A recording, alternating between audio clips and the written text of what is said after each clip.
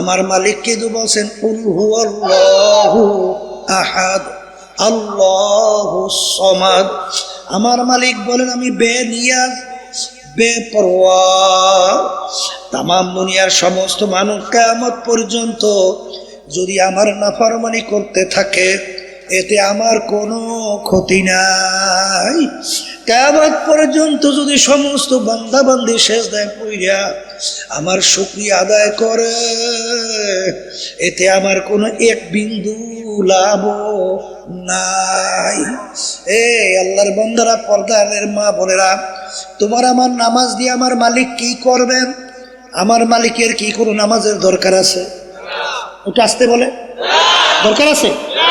এই আমাদের রোজার তার কোনো দরকার আছে? এই অন্যান্য হজ যাকাত আমাদের কোনো আল্লাহর দরকার আছে? তাহলে আমরা পালন করি কেন? বলেন, হুকুম পালন করি। আবার জোরে বলেন। এখন আমার বাজানদেরকে বলবো, পর্দালে মা বোনরা যারা শুনছেন, নামাজ পড়ি, মালিকের হুকুম পালন করি। মালিক বলেন আকিমুস সালাহ, তোমরা নামাজ প্রতিষ্ঠা করো। এর জন্যই তো আমরা নামাজ পড়ি। কথা বলে না? কুতিবা আলাইকুমুস সিয়াম কামা কুতিবা আলাল্লাযীনা মিন ক্বাবলিকুম লাআল্লাকুম তাত্তাকুন। মালিক রোজা ফরজ করছেন, এর জন্যই তো আমরা রমজান মাসে রোজা রাখি। কথা বলে না? যেই মালিক নামাজের হুকুম দিলেন সেই মালিক তো কোরআনুল কারীমের মধ্যে আমার মালিক বলেন আকিমুদ্দিন।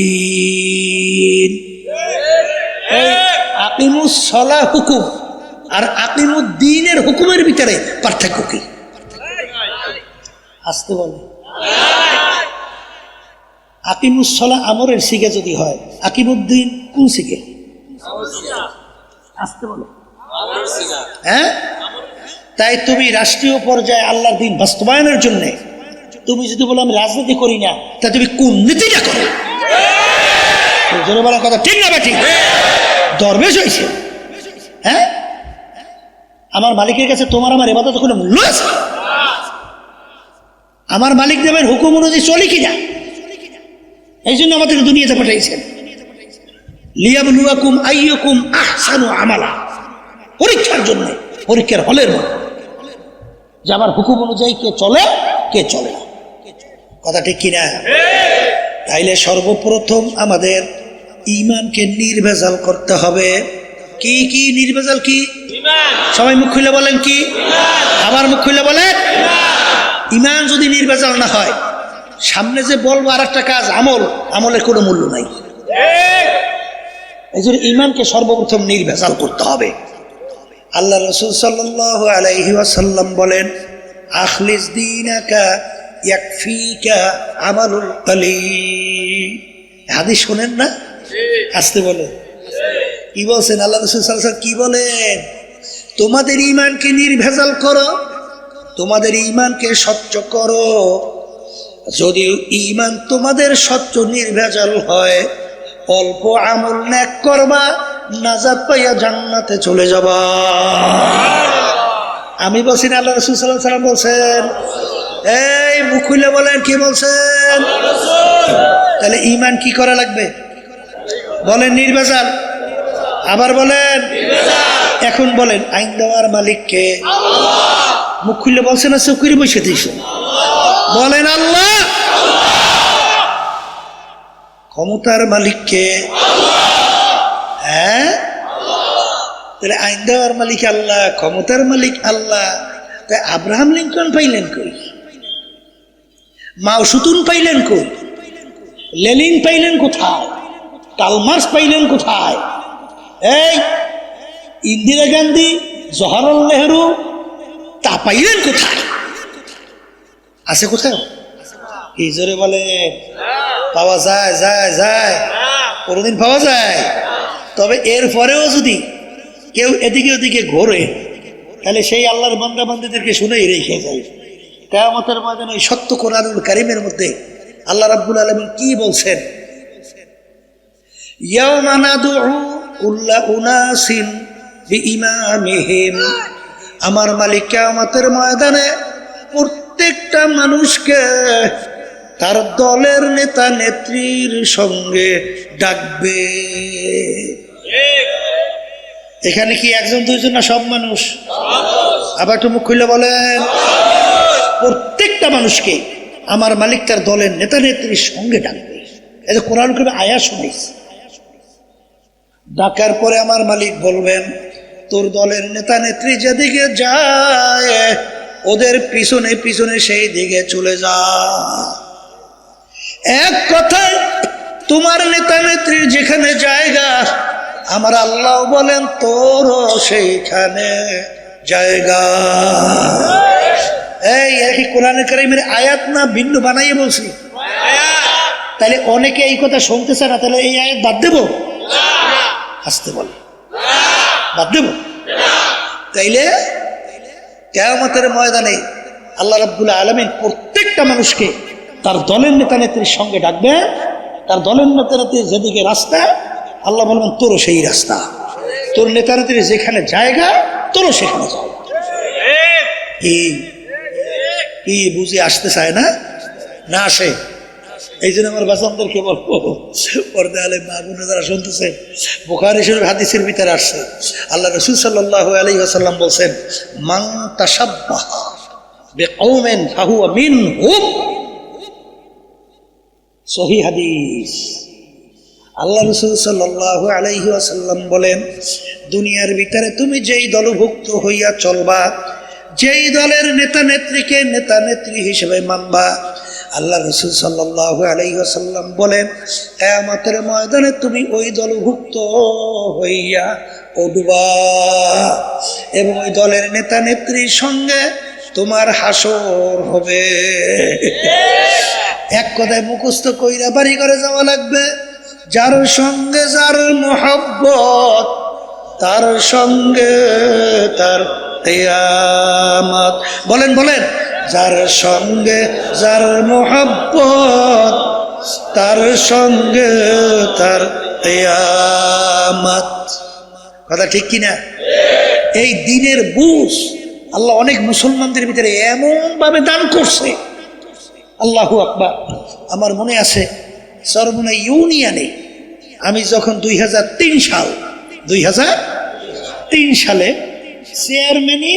নির্বাচনে চেয়ারম্যান হিসাবে ক্যান্ডিডেট হয়েছি, মানে চেয়ারম্যান নির্বাচনে চেয়ারম্যান হিসাবে দাঁড়াইছি। সোজা যেটা বোঝে। দাঁড়াবার পরে এই আল্লাহর বান্দীদের মধ্যে আল্লাহ দিনের কত মোহাব্বত আছে শোনে। পর্দালে মা বোনরা শুনে রাখেন। এখন ওই আল্লাহর বান্দির স্বামী ছিল আমাদের বিরুদ্ধে, মানে ইসলামের বিরুদ্ধে, অন্য দলের। এখন ওই আল্লাহর বান্দি ঘরের স্ত্রী, সে সিদ্ধান্ত নিয়েছে ভোট দেবে ইসলামের পক্ষে আমাকে। আর স্বামী বলতেছে কথার কথা, তোরে খাওয়াইল আমি, ভরণ পোষণ দেই আমি, এই পোশাকা দেখিয়ে না দেই আমি, আমার কথা শুনবি না, তুই ভোট দিবি আমার কথার বাইরে।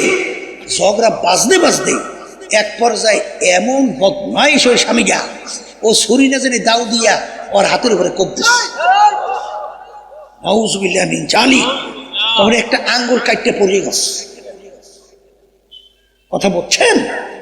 তারপর ওই আল্লাহর বান্দি তাকে ওই আঙ্গুল কাটার পরেও ইসলামের পক্ষে ভোট দেওয়া থেকে ফিরেইতে পারে না। ও ভোট দিছেই দিছে। কেমন বুঝতেছে? আর এক শ্রেণী বর্তমানে শোনা যায় 1000 টাকা, 5000 টাকা। এই বর্তমানে একটা ইলিশ মাছের দাম 5000 টাকা। তাই তোর ইমানের দামে একটা ইলিশ মাছের দামও হয় নাই। একটা ছাগলের দাম আছে 20,000 30,000 টাকা। তাই তোমার ইমান একটা ছাগলের দামও হয় নাই। হ্যাঁ, বর্তমানে এক সিনেমার বাগানরা আছে, পর্দালে মা বোনেরা আছে, আল্লাহ মাফ করুক, নাই এইটাই ভালো, একদম থাকতে হবে। আছে তো কিছু থাকতে পারে। কথা ঠিক না ভাই? ঠিক। এই 500 টাকার বিনিময় ইমান বিক্রি করে। আল্লাহ মাফ করিয়ে দেন, আমাকে সহ সবাইকে মাফ করিয়ে দেন। এই জোরে বলে কথা ঠিক কিনা? দেখেন দিনের জজবা কিভাবে তাদের ভিতরে আল্লাহ ঢুকাইছে। এই লক্ষ্মীপুর এক আল্লাহর বান্দা আর্মিতে চাকরি করত। ক্যাপ্টেন ছিল, আর্মির ক্যাপ্টেন, বুঝছেন? আল্লাহর বান্দা আল্লাহ এমন দিনের বুঝ দিছে, একা ইসলামী আন্দোলনের পক্ষে প্রায় 700-র মতো সদস্য বানাইছে। চরমনাইতে তালিম তরবিয়াতে আসছে, আসার পরে বলতেছে হুজুর সদস্য ফরম কিন্তু এখন আমার পকেটে আছে। মানে লক্ষ্যবিদ্যা চরমনাই আইছে তালিম তরবিয়াতে, সেই বুঝছে, সেখানে ওই সদস্য ফরম পকেটে। কেমন আল্লাহ ভিতরে জজবা, দিনের পক্ষে একটা লোক যদি আনতে পারি, একটা লোক যদি আনতে পারি, কিয়ামতের ময়দানে তো আল্লাহ ওসিলা ধরিয়ে ধরে মাফ করবে। কথা বলে না? তাহলে একটা লোক যদি আমি জাহান্নামের রাস্তা থেকে যদি বেহেশতের রাস্তায় উঠিয়ে দিতে পারি, এই ওসিলায় যদি আল্লাহ আমাকে মাফ করিয়ে দেয়। সে এখন গেছে আমেরিকায়, সেখানে এমনভাবে কাজের গতি বাড়াইছে, কয়েকদিন আগে আমেরিকায় আমরা কমিটি বানাইছি, সেই কমিটির ভিতরে এই আল্লাহর বান্দা সেখানে যাইয়া সেক্রেটারি হয়ে গেছে। কি তাইলে বুঝা গেল সে আলেম না, তারপরও দিনের বুঝ একটা জ্বালাপোড়া কিভাবে ভিতরে তৈরি হয়েছে। আর এক শ্রেণী বর্তমানে আছে পেট ডলে খায়, ঘুমায়, আর গরু ছাগলের মতো আগে আর মতে জীবন শেষ করিয়া এইবার মাটির তলে যাইও, এইবার মাটির লেগে মিলিয়া যায়। কি হিসেবে আছে না? ওরা চিন্তা করে আমাদের জীবন তো গরু ছাগলের মতোই। কি শোনেন, 53 বছর বাংলাদেশ স্বাধীনতার বয়স শেষ, 54 বছর চলছে। কি যেই দেশের ভিতরে 92 জনের মতো মুসলমান 100-র মধ্যে, যেই দেশের ভিতরে আলেম ওলামা তোলাবার অভাব নাই, কথা কয়, যেই দেশকে মসজিদের নগরী বলা হয়, ঢাকা বাংলাদেশের রাজধানী, সেই দেশের মধ্যে ইসলাম নামক এই নীতি আদর্শটা পরাজিত। কথা বলে না? তাই পরাজিত যদি হয় তখন আল্লাহ রসুলের সামনে কি উত্তর দেবা? আল্লাহর সামনে কি উত্তর দিবা? এই জন্য আমার আব্বাজান রহমাতুল্লাহি আলাইহি তিনি বলতেন, পীর মুরিদি বড় মজার জিনিস। পীর মুরিদি কি সম্মানের কোনো অভাব আছে? মন্ত্রীরা এমপিরা আইসা পায়ে সালাম দেবে, মাথাটা নিচু করিয়া দেবে, হুজুর আমার জন্য একটু দোয়া করে। এমপির এসে সম্মান দেখায়, মন্ত্রী এসে সম্মান দেখায়, হাদিয়া তোহফার অভাব নাই। এই কিন্তু রাজনীতি পটটা তো কাটাযুক্ত পিচ্ছিল। এই রাজনীতি করতে যাইয়া এখন বাংলাদেশে আমাদেরকে মারিয়ে ফেলাবার জন্য, সাইজ করার জন্য একদল ঘোষণা দেয় না? না শোনেন নাই? শোনেন কিছু আমাদেরকে আবার বলে না, এই এই মিথ্যা এবং কি নেশা খায় মিথ্যা বলে ঈশ্বর সর্বনাই, স্লোগান শোনেন না? এই পথে যদি না থাকতাম তাহলে এই গালি শোনা লাগবে? এই যারাই গালি দিয়ে হেরাই দিয়ে ফাউ শুয়ে সালাম দিয়ে দোয়া চায়, এই পথে নামার পরেই তো এখন গালাগালি শুরু হয়েছে। এরপরে আবার জেলে দেওয়ার ভয়ও তো দেখায়, জানের হুমকিও তো দেয়। আব্বাজান রহমাতুল্লাহি আলাইহি চরমনাইয়ের পীর, এটা কি খুব সাংঘাতিক পরিস্থিতি আল্লাহ ঘটাই দিয়েছে না? সেখানে আব্বাজান রহমাতুল্লাহি আলাইহি বগুড়ায়, সেখানে হয়েছে আপনার থানাতে মিরপুর, সেখানে আব্বাজান রহমাতুল্লাহি আলাইহি তার গাড়ির উপর আক্রমণ কইরা গাড়ির কাজ পর্যন্ত ভেঙে ফেলাইছে। আব্বাজান রহমাতুল্লাহি আলাইহির বিরুদ্ধে 18টা পর্যন্ত কেস হয়েছে এই বাংলাদেশ। আমি আপনাদের সামনে কথা বলতেছি, আমিও কিন্তু প্রায় 8টার মতো কেস আমার বিরুদ্ধে দিছিল। আমি কিন্তু জেলের ভাত, জেলের ওই মোটা ডাই রুটি আর ডাই ও কিন্তু আমিও খাইয়ে আসছি, অর্থাৎ জেলে কিন্তু গেছিলাম। কি জন্য জেলে গেছিলাম হ্যাঁ জানবেন না? ওই সময় বিএনপির এক নেতা আমাদের বিরুদ্ধে কেস দিছিল। আমি নাকি এবং আমার ছোট ভাই মুফতি ফজল করিম, আমাদের মেজো ভাই মাদানী মোসাদ্দিক বিল্লাল মাদানী, আমার সৈয়দ মোহাম্মদ ইসহাক মোহাম্মদ আবুল খায়ের, আমার 4-5 ভাইয়ের বিরুদ্ধে এবার আরো অনেকের মিলাইয়া কেস দিয়েছে। বিএনপির এক নেতার পকেট থেকে আমি নাকি 5,000 টাকা ছিনতাই করে নিয়েছি।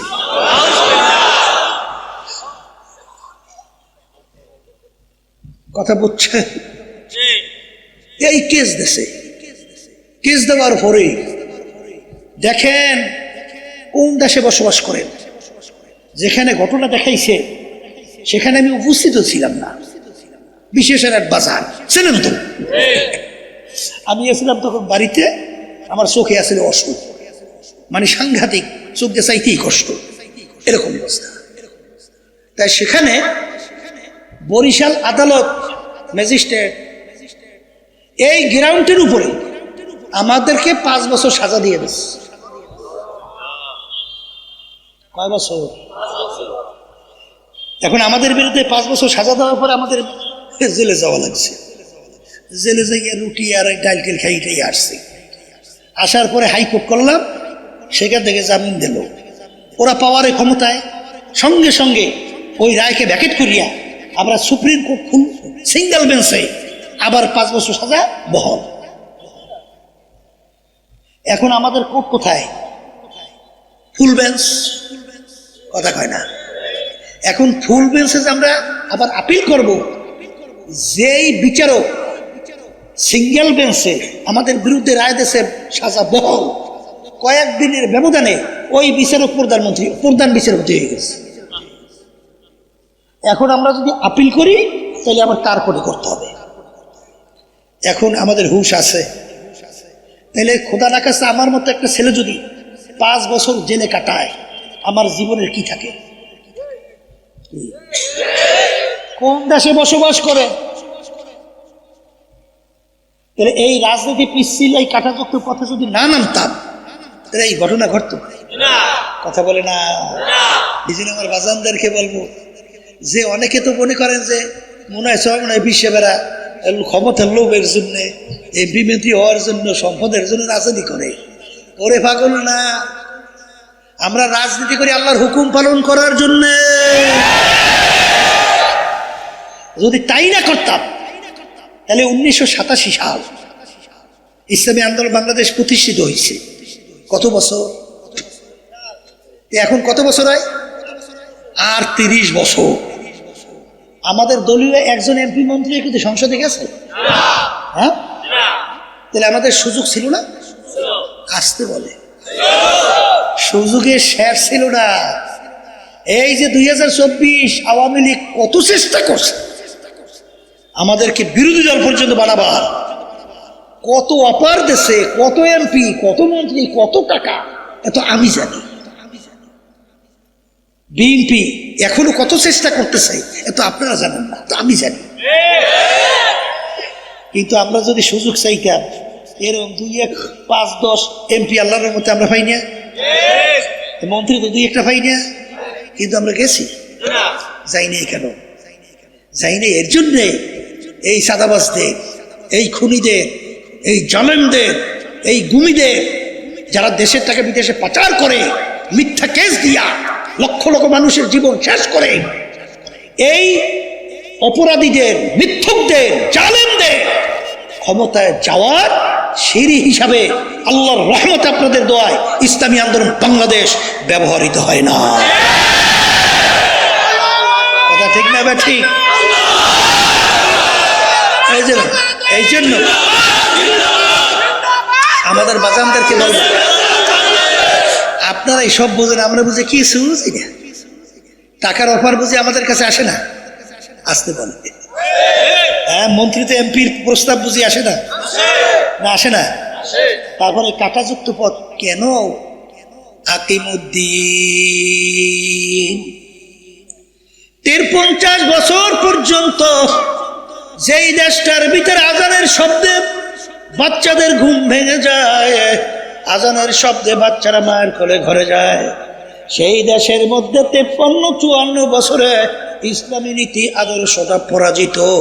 যখন কিয়ামতের ময়দানে উঠবা, এ আল্লাহর হাবিবের সামনে যখন যাবা, দিন কে सूरज डूब रही है हम लोगों की सामने, रोज़े महशर क्या जब है मुस्तफा की सामने। তখন কি জবাব দেবা? এই জবাব দেওয়ার জন্যই এত ভয়, এত পিচ্ছিল পথ, এত কাটাযুক্ত পথ, এত কষ্ট, এত কষ্টের অর্জিত সম্পদ টাকা খরচ কইরা আল্লাহর জমিনে আল্লাহর দ্বীন রাষ্ট্রীয় পর্যায়ে বাস্তবায়নের জন্য আল্লাহর ফজল করমে চেষ্টা করতেছি। কে শুনবে কে শুনবে না, কে ডাকে সাড়া দেবে কে যাবে না। তোর ডাকে যদি কেউ সাড়া না দেয় একলা চলো রে। এই জোরে বলো কথা ঠিক যাবে। আব্বাজান রহমাতুল্লাহ আলাই বলতেন যে আমার ডানে আমার বামে আমার পিছনে আমার সামনে, এমনকি আমার স্ত্রীও যদি না থাকে, আমার ছেলে সন্তানও যদি না থাকে, আমার আত্মীয় স্বজন যদি না থাকে, কিয়ামতের ময়দানে আমার মালিকের সামনে যখন ওইটা আমার মালিক বলবে ফজলুল করিম আমার জমিনে আমার দিন রাষ্ট্রীয় পর্যায়ে বাস্তবায়নের জন্য তুমি কি চেষ্টা করছিলা? কোরআন এবং হাদিস অনুযায়ী যতক্ষণ পর্যন্ত তোমরা আমাকে বুঝাতে না পারবে আমি ফজলুল করিম এই কাঁটাযুক্ত পথ থেকে ফিরে আসবো না। আমি প্রয়োজন বোধে একা আমি ফজলুল করিম দাঁড়াইয়া থাকবো। এই পুরান মুজাহিদিরা মনে আছে? মনে আছে? জোরে কা মনে আছে? এই জন্য আমার বাজানদেরকে বলবো, পর্দা আলে মামুনদেরকে বলবো, হাকিকত সে তো দুনিয়া বেখবর হ্যায়, দুনিয়া কি নুমাইশ পর নজর হ্যায়।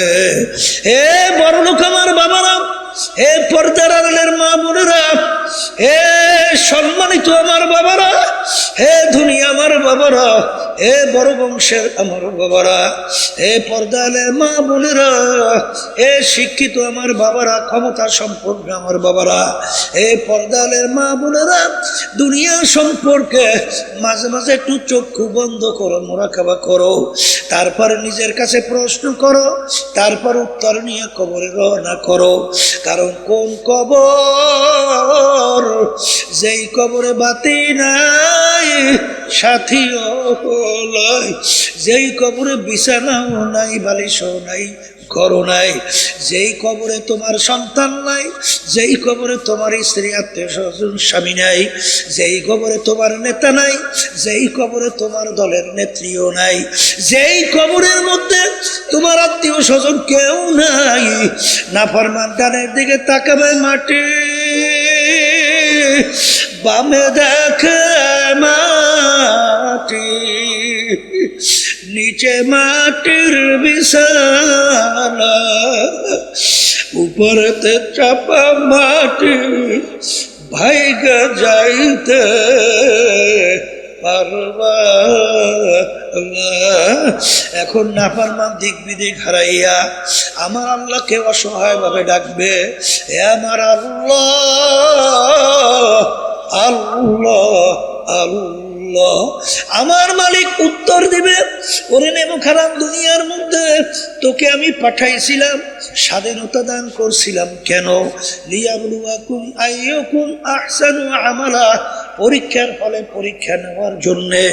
বাজার ছাত্রছাত্রী পরীক্ষার হলের ভিতরে পরীক্ষা দেয়, 3 ঘন্টার জন্য স্বাধীনতা দেওয়া হয়, যা মনে করে তা লাগবে, তাকে বাধা দেওয়ার কোনো আইন নাই। যদি বাধা দেয় স্বাধীনতা থাকে না, পরীক্ষার হলও থাকে না। আমার মালিক দুনিয়াতে পাঠাইয়া পরীক্ষার হলে স্বাধীনতা দান করলো। আল্লাহ রাব্বুল আলামিন তার হাবিবকে হারে উহুদের ময়দানে কাফেররা এমনভাবে আক্রমণ করলো, আল্লাহর হাবিবের মাথা মোবারকের মধ্যে হেলমেট ভাইঙ্গা ঢুইকা পড়লো, শরীর মোবারক থেকে রক্ত বের হইয়া জুতো মোবারক পর্যন্ত আটকে গেল। আল্লাহর হাবিব দাঁড়াইয়া থাকতে পারে না, জমিনের ভিতরে ধারাস করে পইরা গেল। শয়তান ঘোষণা করাইলো কুতিলা মুহাম্মদ, নাউযুবিল্লাহ। বাজান আল্লাহর হাবিব তাকে নিয়ে যে গুহার ভিতরে রাখছিল, যাইয়া মদিনা শরীফ দেখো, সেই গুহাটা আমি কাছে যাইয়া দাঁড়াইয়া দাঁড়াইয়া দেখে আসছি। স্বাধীনতার মধ্যে আল্লাহর হাবিবের উপরে আক্রমণ। আল্লাহ রাব্বুল আলামিন স্বাধীনতার মধ্যে কাফেরদেরকে কিছু বলে নাই।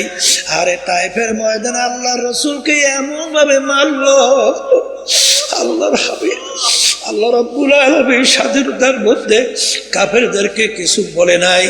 আল্লাহ রাব্বুল আলামিন বলে সবুর কর, লা ইয়াগুররান্নাকা তাকাল্লুবুল্লাযীনা কাফারু ফিল বিলাদ মাতাউন কালিলুন সুম্মা মাওয়াহুম জাহান্নাম ওয়া বিসাল মিহাদ।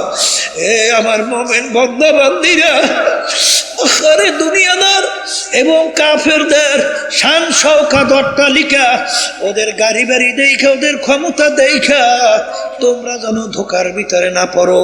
কারণ ওদের এই বাড়ি গাড়ি ধন সম্পদ, ওদের এই মাতুব্বাড়ি সর্দারি অল্প কয়েকদিনের জন্য, এরপরে আমি ওদের জন্য জায়গা বানায় রাখলাম জাহান্নাম।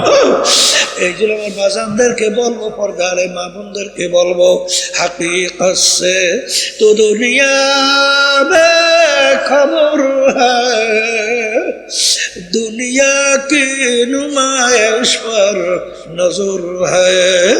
এ দুনিয়াদার পাগল আমার বাবারা, এ পর্দার আড়ালের মা বোনেরা, দুনিয়া কিন্তু শান্তির জায়গা না। কেউ শান্তি কোনোদিন পায় নাই, কোনোদিন পাবে না। আর দুনিয়া দারুল মেহনে ওয়াল বালা, দুনিয়া বালা মুসিবতের জায়গা, কষ্ট ক্লেশের জায়গা। কেউ কোনোদিন পায় না, কেউ কোনোদিন পাবে না। কোরআনুল কারীমের ভিতরে আমার আল্লাহ বলেন, একজন আর একজনকে জিজ্ঞাসা করবে, ভাই কাম লাবিস না, আমরা দুনিয়ার ভিতরে কতদিন ছিলাম? একজনে উত্তর দিবে, লাবিস না ইয়াউমান আও বা'দা ইয়াউম, একদিন অথবা একদিনের কিছু অংশ মনে হয় ছিলাম। আর একজন বলবে, না না, যারা হিসাব রাখছে তারাই বলতে পারবে দুনিয়ার ভিতরে আমরা কতদিন ছিলাম। ফাস আলিল আদিন, যারা হিসাব রাখছে তারাই বলতে পারবে আমরা দুনিয়ার ভিতরে কতদিন ছিলাম। আমার তো মনে হয় ঘরের এক দরজার থেকে ঢুকলাম, অন্য দরওয়াজা থেকে বের হয়ে আসলাম, ঢুকলাম বের হইলাম, ঢুকলাম বের হইলাম, এরকমই তো আমার কাছে দুনিয়া মনে হয়। এই জন্য আমার বাজানদেরকে বলবো, দুনিয়া শান্তির জায়গা না। কেউ কোনোদিন পায় নাই, কেউ কোনোদিন পাবে না। তবে সবসময় মনে রাখো, কিয়ামতের ময়দানে আমার মালিক ওসিলা ধইরা ধইরা মাফ করতে থাকবে। বাজার, আমার মালিক যখন কিয়ামতের ময়দানে তোমাকে আমাকে জিজ্ঞাসা করবে, হে রেজাউল করিম, হে আব্দুল করিম, হে রহিমা খাতু, কি নিয়ে আমার দরবারে আসছো? যদি বলতে পারে, মালিক কি নিয়ে আসছি তা জানি না, তবে আমি তোমার পক্ষের লোক, এতটা যদি বলতে পারি, পক্ষের লোককে কেউ কোনোদিন বিপদে ফেলায় না। তাই না তার কুদরাতি কুলের মধ্যে জাগা না দিয়া পারবে না। আমার বাজানদেরকে জিজ্ঞেস করতে চাই, পর্দারে মা বোনেরা যারা আছেন, আমি জিজ্ঞাসা করতে চাই, কিয়ামতের ময়দানে যখন মালিক জিজ্ঞাসা করবে, কি নিয়ে আসছো, যেন বলতে পারি, মালিক আমি তোমার পক্ষের লোক। এরকম বলার জন্য, এরকম পক্ষের লোক মালিকের দরবারে তৈরি হওয়ার জন্য কে কে রাজি আছেন? আল্লাহু আকবার, আল্লাহু আকবার, হাত উঠা, মালিক দেখো, আল্লাহর বান্দিরা হাত উঠাক, মালিক দেখো, নারায়ে তাকবীর, আলহামদুলিল্লাহ, কয়ে হাত নামাও। আল্লাহুম্মা আমিন। আল্লাহ আপনি কবুল করে নেন। दिन के सूरज डूब रही है हम लोगों के सामने, रोज महशर क्या जब है मुस्तफा के सामने। अल्लाहुम्मा आमीन। एक घरेर मेये लोकेरा हाथ उठाओ, गुनार कथा मने करो, दू चोखेर पानी फेलाओ, আমার মালিকের দরবারে কান্দো আর মাপ চাও। যদি কান্না না আসে মন কি বুঝাও রে মন, একদিন এই ঘরের দরজা দিয়া নতুন বউ হয়ে উঠছিল রে মন। কত মেয়ে লোকে শরবত খাওয়াইলো, কত মেয়ে লোকে বাতাস করলো, আবার এমন একটা দিন আসবে এই ঘরের দরজা দিয়ে মরা লাশ হইয়া বের ছেলে কান্দে মামা করে, মেয়ে কান্দে মামা করে, জবাব তো আর দিবে না। আল্লাহ, আপনি একটি মাঠের দিকে চাইয়ে দেখে আপনার বান্দারা কিভাবে কান্দে। মালিক, আমাদের ছেলেও মরে নাই, মেয়েও মরে নাই, গুনাহ করে বসছি রে, মাফ করে দেন গো মাওলা, মাফ করে দেন।